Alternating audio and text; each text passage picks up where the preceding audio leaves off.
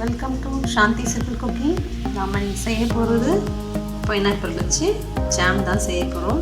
இப்போது இந்த சீசனில் கொஞ்சம் சீப்பாக கிடைக்கும் பைனாப்பிள். உங்களுக்கு அந்த மாதிரி டைமில் செஞ்சு வச்சிங்கன்னா நல்லா குழந்தைங்களுக்கு பிடிச்ச பைனாப்பிள் ஜாம் நம்ம எப்படி செய்யுதுன்னு பார்க்கலாம்.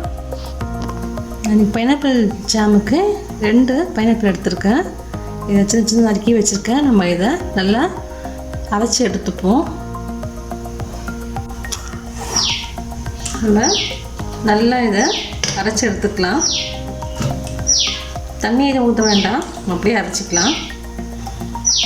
பாருங்க, நல்லா நம்ம அரைச்சி எடுத்து வச்சு இப்போ நம்ம அடுப்பில் பேன் வச்சுட்டு நம்ம அதை செஞ்சுக்கலாம்.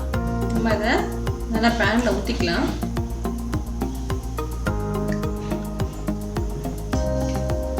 நல்லா நமக்கு திக்காய் வரணும். இது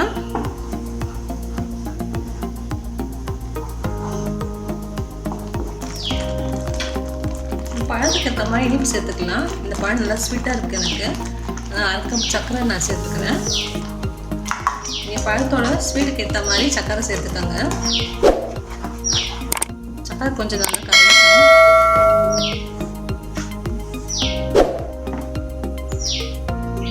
நான் இதில் பாதி எலுமிச்சை பழம் எடுத்துருக்கேன். ஏன்னா நம்ம சர்க்கரை போட்டு தான் இறுகி போகாமல் இருக்கணும். எலுமிச்சை பழத்தை பாதி போதும், புரிஞ்சுப்போம்.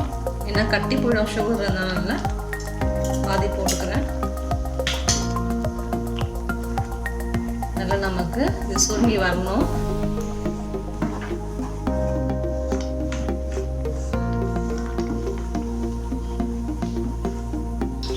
நம்மளுடைய பைனாப்பிள் ஜாம் நல்லா ரெடி ஆகிடுச்சு. நல்லா திக்காக வச்சு பாருங்கள். நம்ம இந்த ஸ்டேஜில் இதை ஆஃப் பண்ணிக்கலாம்.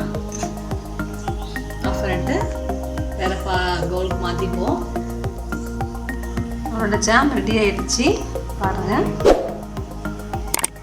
நல்லா திக்காக வந்துட்டு நல்லா ஆறட்டும். ஆறுனதுக்கப்புறமா நம்ம ஒரு கிளாஸ் பாட்டிலில் போட்டு நம்ம எடுத்து வச்சுக்கலாம். இது கெடாது, அதனால் நீங்கள் வச்சு யூஸ் பண்ணலாம். ஃப்ரிட்ஜில் கூட நீங்கள் வச்சுக்கலாம். நீங்கள் இது ரொம்ப சீக்கிரமாக செஞ்சிடலாம். அது